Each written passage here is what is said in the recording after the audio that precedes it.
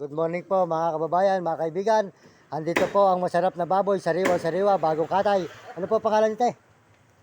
Dory po. Si Ate Dory dito sa Kapampangan. Mababait po mga Kapampangan. Ayan po ang mga tinda niyang baboy. Ayan, si Ate Dory, ayan. Sabi ko po pati baboy. Ayan o, ayan po. Ayan, pata, ayan.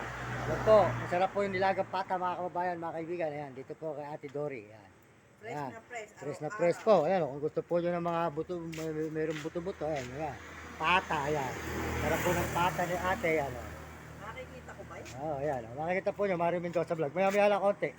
Ayan po si Ate Dory. Good morning, good morning. Magandang umaga sa inyo lahat, mga kababayan, mga kaibigan. Maraming salamat po at lalo unang-una po sa Panginoon Diyos. Magpapasalamat po tayo sa Panginoon Diyos.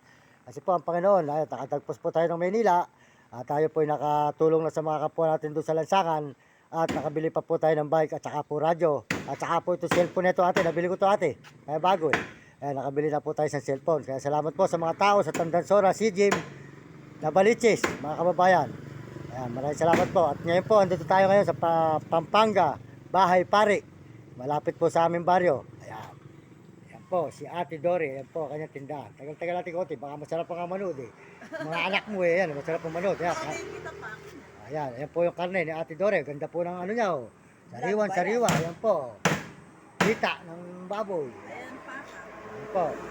Ito, buto. Ito po, pata. Ayan. Ayan po binili natin sa kanya noong nakaraang taon. Ayan.